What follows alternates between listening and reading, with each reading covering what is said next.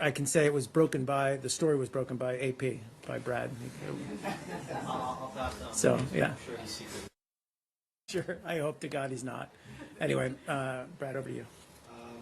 Can you just update us on anything you are doing or not doing regarding Syria? We know you had the talks in Geneva. Have they made any progress? And has there been any further communications with the Russians? Will there be a meeting in Rome, perhaps, among the Secretary and the Foreign Minister? Sure. I don't have anything to announce yet regarding Rome. I'll start there. But I can't rule it out. I don't have any phone calls or other conversations to read out since I think Kirby mentioned earlier this week. As I think many of you know, there was some action today up at the UN. There was a UN Security Council emergency meeting on Aleppo, and our Ambassador Sam Powers spoke during that meeting. It was an emergency meeting as I said, the UN Security Council, given the rapidly deteriorating, very dire situation in and around Aleppo. But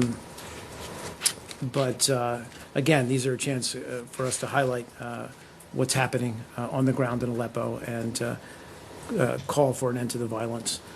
With regard to other meetings or events on the ground, I don't have much to update on beyond that, except that we do continue to meet in our multilateral setting in Geneva. Just big picture, Please. how optimistic are you of any of these efforts doing anything to stop the violence in Aleppo right now?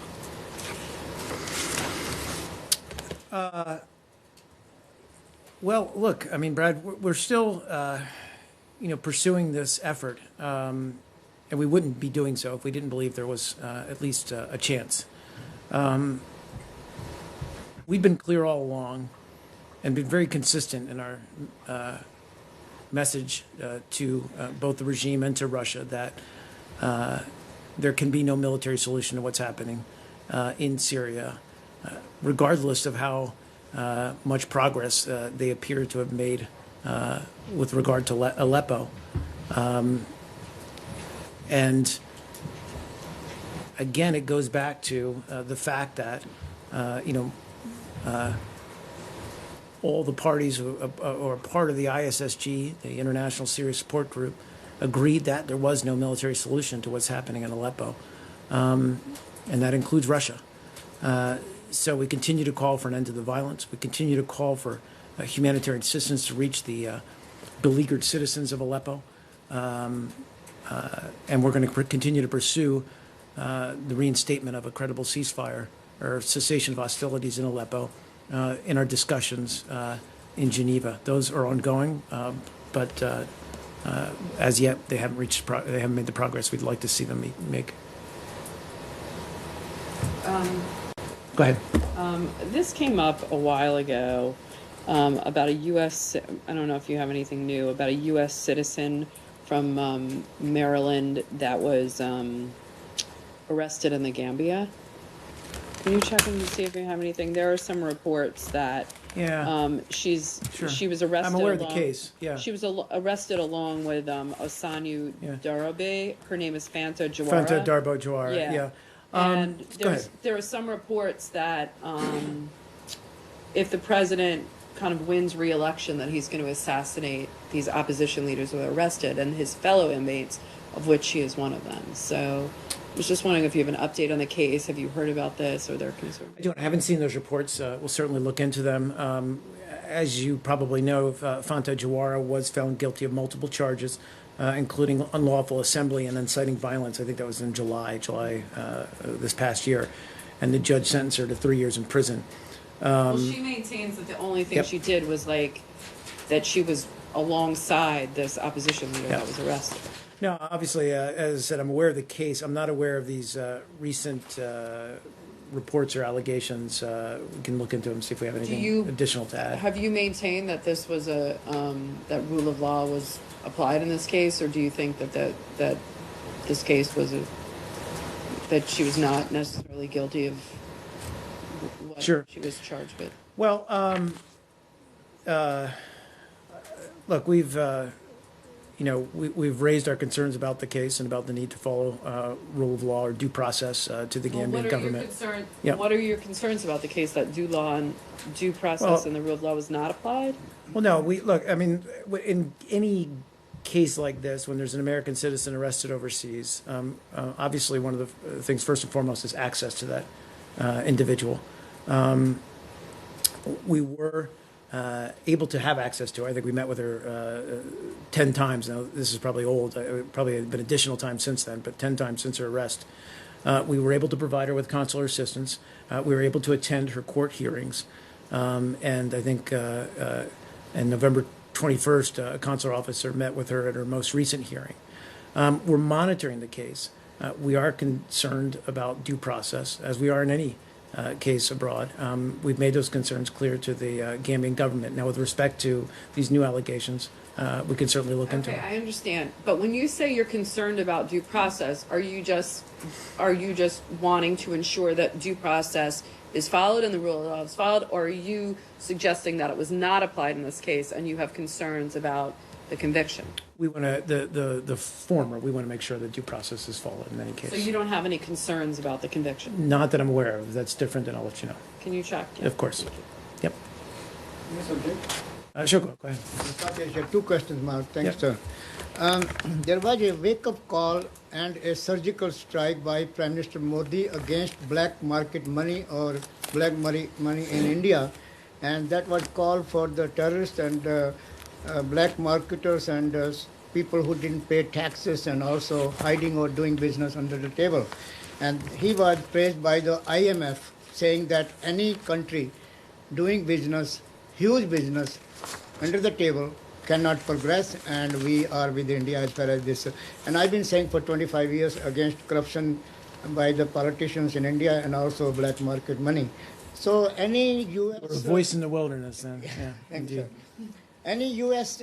impact as far as this blocking 500 rupees and 1,000 rupees, and because there is a Sure. chaos in India, but mostly 92% Indians are supporting Prime Minister Modi. Well, you're right, and you're right that this recent action followed on a series of steps that the Modi government took over the past 2 years to reduce black market money, and I think it also included a 4-month amnesty for tax evaders in India, which resulted in, I think, the disclosure or declaration of billions of dollars in hidden assets. This was an action, I'm talking about the discontinuance of the 500 and 1,000 rupee notes designed to target illicit cash proceeds from corruption and tax dodging. And with respect to your question about the impact on American citizens, we got this question, I think, the day that this was announced. And indeed, as it was an inconvenience for many Indians, it was an inconvenience for Americans who were also there. And we actually put out a statement through our U.S. Embassy to American citizens in India about the changes. Again, this was, we believe, an important and necessary step to crack down on this illegal actions or illicit actions. American citizens who are working and living in India, I think, have the proper information now to exchange those notes or to get new notes. It's a little bit of an adjustment, just as it was an inconvenience, I'm sure, for many Indians, but I think a necessary one to address the corruption. Is the U.S. Embassy providing any help to American citizens there if they are stuck in these long lines and all that? You're talking about any help for the Indians or for the Americans? Americans, yeah. No, I mean, look, in any case such as this, the embassy's role would be to simply inform American citizens residing or visiting in India of these changes, and again, how they can replace their notes and just the process and how to do that. And one question on Pakistan. As far as terrorism is concerned, or counter-terrorism with the U.S. and Pakistan is concerned, there have been many cases where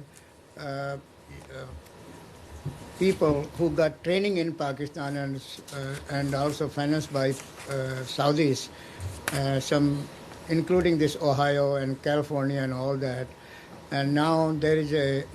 Is Pakistan getting? And there was also a report on Twitter. Is Pakistan getting any message that most of the people go there and get trainings and they hit U.S. interests here and also abroad, and also at the same time, finally, now Pakistan has a new army chief, Mr.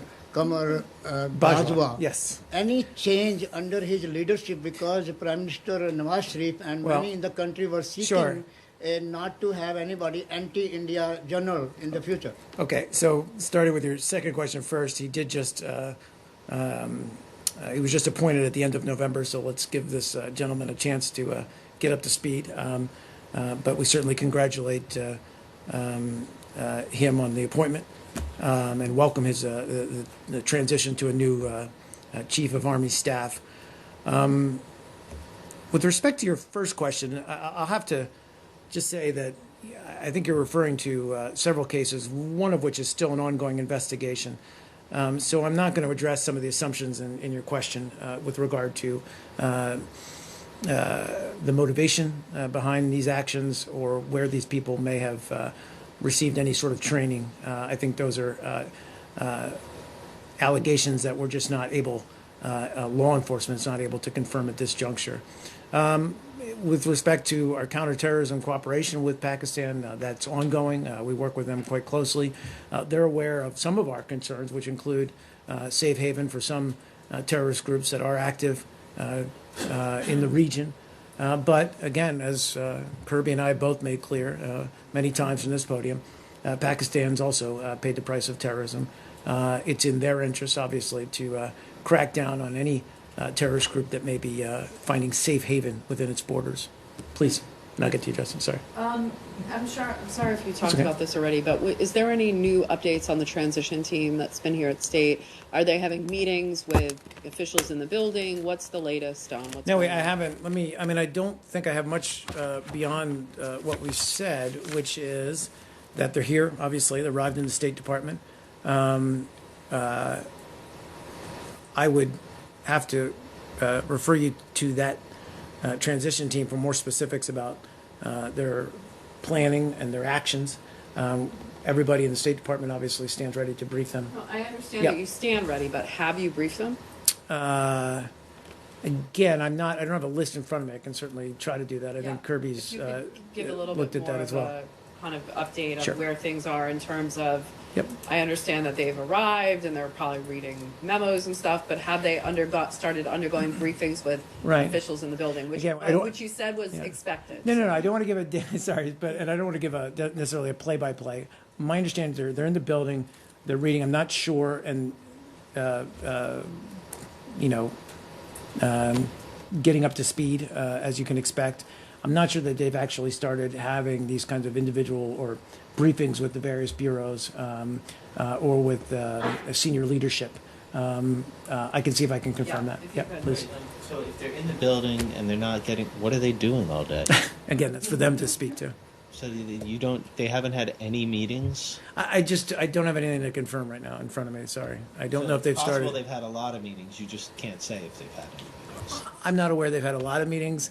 Again, I also don't want to speak on their behalf, and I also don't want to give a play-by-play. But Justin, you had a question. Now I've lost you. No, yeah. Well, they won't come here and brief us then, will they? If you can't speak on their behalf. Normally they would not do that, but we can. Well, we're asking you to speak on your behalf. Are you briefing them? That's not on their behalf. Yeah. That's on you're the briefer. So they're here.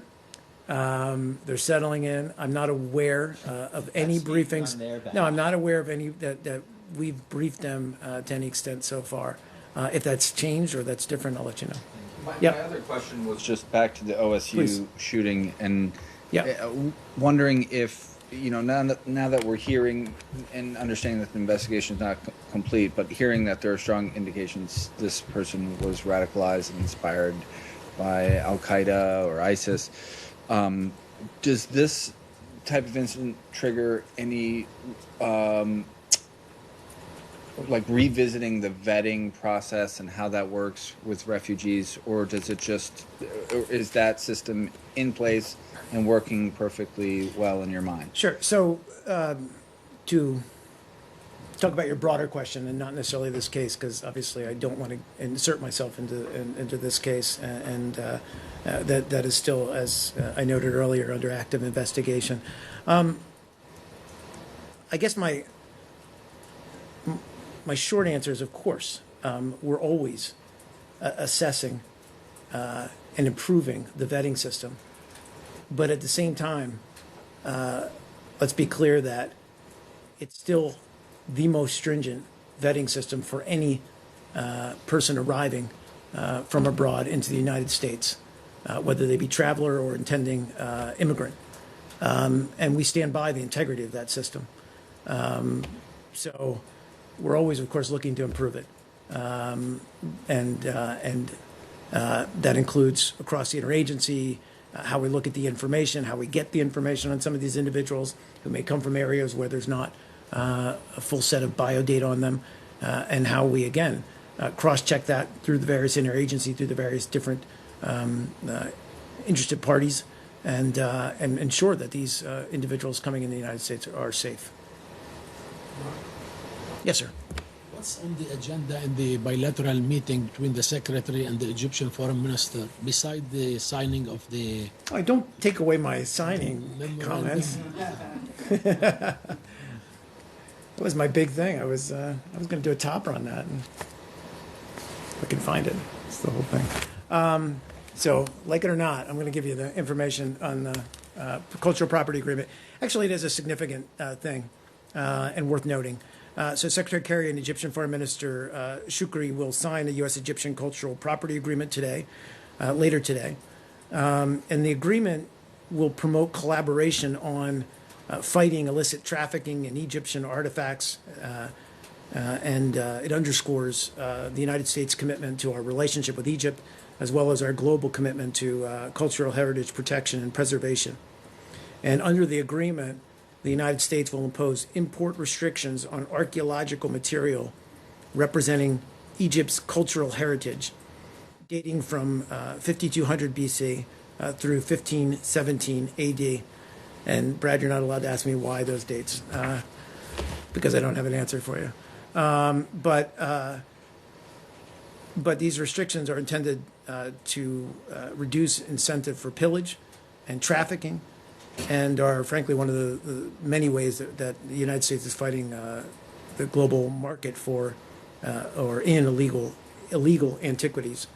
They will, as you of course, hold a bilateral meeting after the signing ceremony. Look, no surprise what they'll discuss. They'll likely discuss regional issues.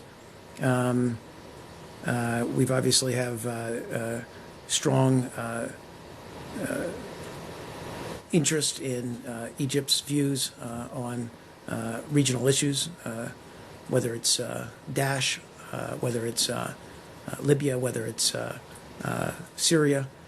We're also, of course, want to talk to them about the domestic situation in Egypt and the pursuit of the Egyptian people for a stable, democratic, and prosperous country. Goes without saying that we want to see Egypt succeed and become a successful, prosperous, and stable country. It's important for the region. It's important for the United States.